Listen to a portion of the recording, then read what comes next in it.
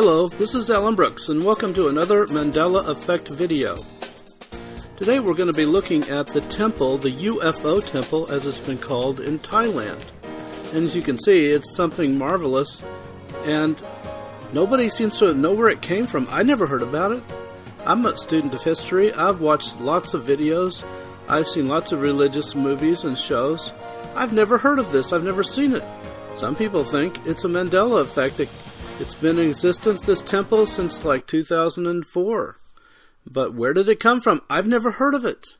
Something this gigantic, something this amazing, filled with 300,000 images of gold Buddhas and of Buddha himself, that has hundreds of thousands of worshippers all the time that come and worship here at the feet of these golden Buddhas. I mean, you know, this is insane. I have never heard of this or seen it. Some people say this is a possible Mandela effect, perhaps one of the biggest of all times, where something just overnight appears. But yet it's been there since 2004. Now, I want you to see here at the entrance, it's got, you know, basically a picture of the UFO, and the whole thing, you know, quite frankly, looks like a UFO, which, you know, down through history, there's been images of UFOs in cave art, of aliens in cave art, and you're seeing it here. You know, this is a whole building, a Gigantosaurus building that has an interest right there with it looks like a UFO. You know, here's a stunning cave art. What is that?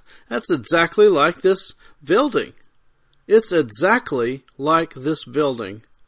And here's some more artifacts from Egypt. Look, you know, these are alien ships carved into the rock. You know, what else could they be? Again, here's the entrance showing an alien ship, and there's classic ships like this in the record. You know, I don't know what this one is, if this is a joke or whatever, but, you know, there's a lot of cave art that shows alien ships that look just like this temple. Now, why would a Buddhist temple build like this? Why would they have it that looks like an alien spacecraft? I don't know. Did somebody come back in time and tell them to do it? I mean, look at that, people. That's just insane. Hundreds of thousands of devotees and worshippers of Buddha are coming here to this site that has 300,000 images of Buddhas. You know, and here's like an alien cave art in Egypt that basically has a picture of perhaps what is called a mantis type. You know, those are, when people are abducted, they report that there's grays and there's mantis types. And here's another alien craft that's like this temple. You know, what is going on here? This is in Thailand, this temple. And again, you know, here's a mantis type from Egypt. And all over the world, there's cave art that matches aliens. Now, why is that? Have they been visiting us for all time? You know, I think that aliens are, you know, basically the offspring of the fallen angels who mated with man, and there's these mantis types. Like, here's a picture that match this Egyptian carving in the rocks, or in one of their holy places. You know, it's obvious that it's an alien. You know, it couldn't be more obvious. Just like this artifact here. Look, there's a UFO, and there's some sort of alien creature, alien robot out front, like Klaatu in The Day the Earth Stood Still. You know, here's the inside of that, you know.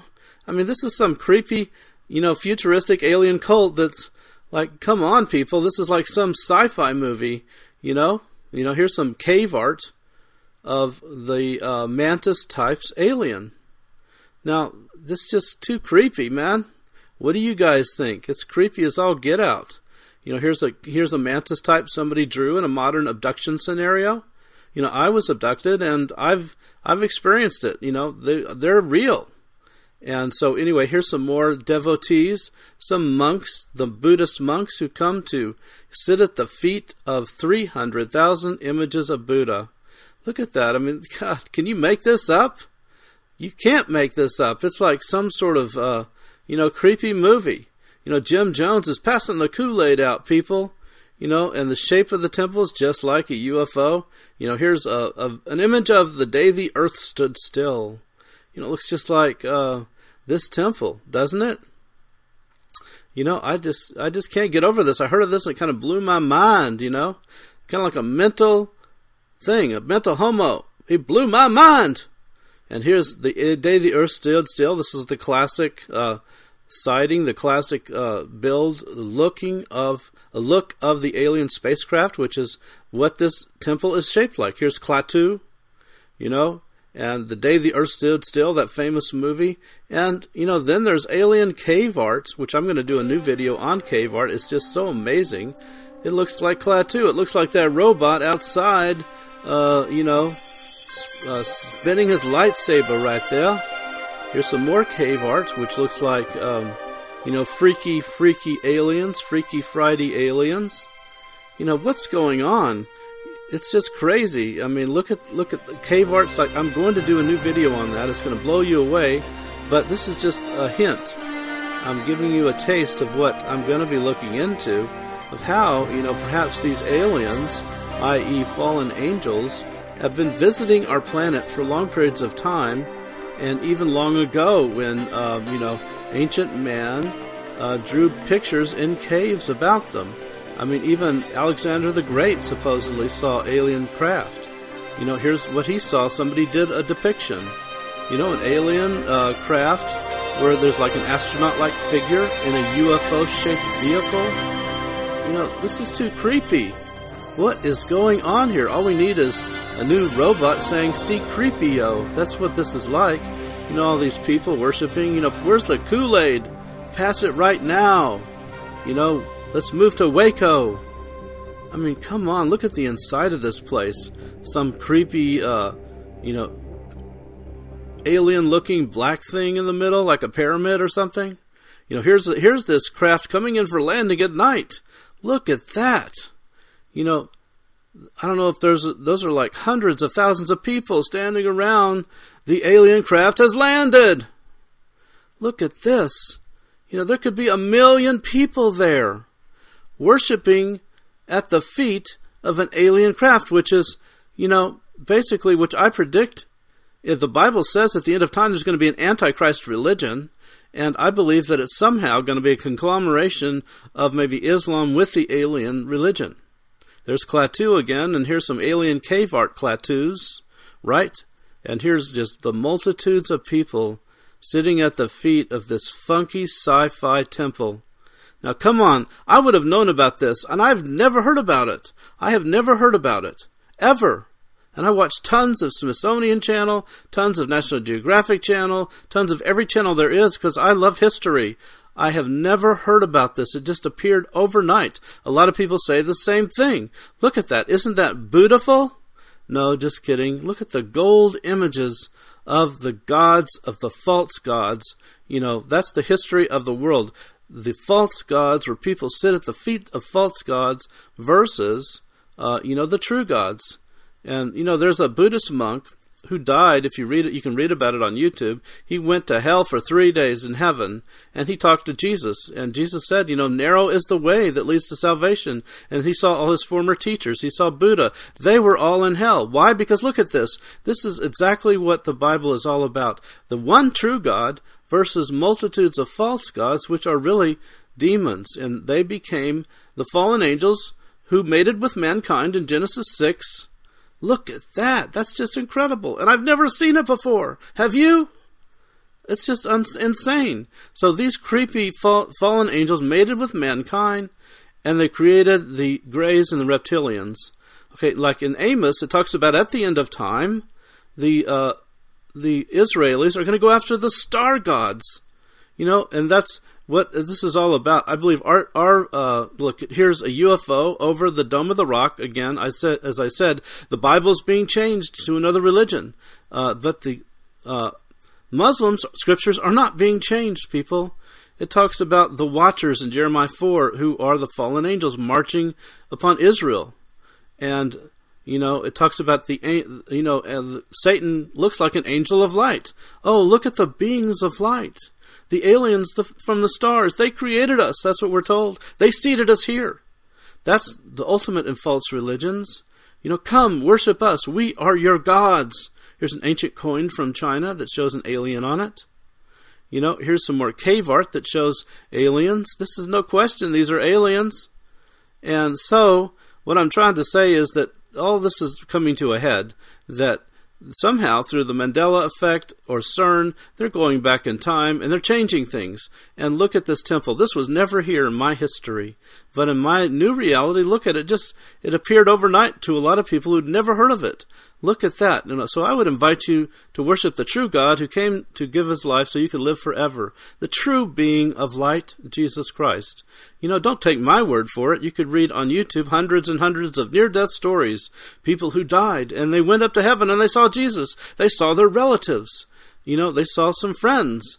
And some of them went to hell and they cried out, "Jesus, save me!" And Jesus came to them and said, you've been in the wrong way, dude. Come to heaven and follow me and you'll live for heaven and ever. Because God gave his only son for you to live forever. Now, that may seem outdated to you, to the advanced knowledge of the light beings from the stars. But, sometimes the old evil is the same as the new evil. It's just masqueraded. So, you know what I'm saying, people? You need to come follow the truth. Jesus Christ is the way, the truth, and the light.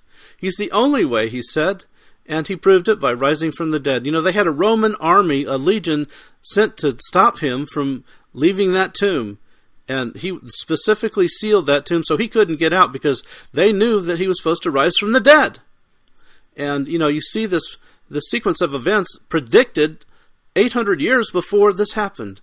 Psalm 22, it says, "They pierced my hands and my feet. They cast lots for my clothes." Psalm 23, the famous Psalm 23, "Yea, though I go through the valley of the shadow of death, I will fear no evil. You prepare a table for me in the presence of my enemies." Psalm 24, who will ascend up to heaven? The King of glory. Jesus Christ is the King of glory, and the gates of heaven open up for him when he rises from the dead and ascends up to heaven. Then Psalm 25 says, "Unto you, O Father in heaven, I present my soul." So you can see in those 4 consecutive songs, there's a secret story about Jesus being crucified, which when it was written, that prophecy, crucifixion was not even invented yet. So is that proof of God? So Jesus was crucified for your sins. He went in Psalm 22, and then Psalm 23, he died through the shadow of death. And in Psalm 24, he rose again from the dead and went up to heaven. So you can see that's the God of our universe loving us in our reality enough to die for you so you can live in heaven forever. Okay, people? So anyway, that's what I would invite you to come to the real God, not some alien God. The guy who discovered the D-Wave computer, who's the head of that company, he said this is like an alien God. His computer that goes into alternate realities, alternate parallel universes, and, alternate dimensions, which some of them could be where the devils live, where the demons live, where they're chained and where they want to get out. All this CERN talk about the Mandela effect is how people working with these fallen beings can create technology and go to other dimensions to change our history, to monkey with it, to change the Bible, to change the scriptures. Why? Because they want to bring in their version of an alien heaven, where we worship the aliens, the fallen angels, and we're all going to live happily ever after. Well, no, that's not true. The truth is there's one way to heaven, and that's Jesus Christ. So if you're a Muslim, if you're a Buddhist, I'm sure you're a good person. You're trying to do the right thing. Most of you, anyway. So, ask Jesus, because he's real. He's not some God made out of, stone, that's false. Because he's real, he's alive, he rose from the dead, he hears your prayers. If you say, Jesus, I'm a Buddhist, I'm a Mormon, I'm a Muslim. I don't know if I believe in you, but this guy here on this video is telling me if I just ask you, you'll answer my prayers. So I'm asking you, Jesus, dog, would you show me if you're real? Would you show me if you're the Savior? Would you show me if you're the one true way, the one true God? And that's the battle of all history.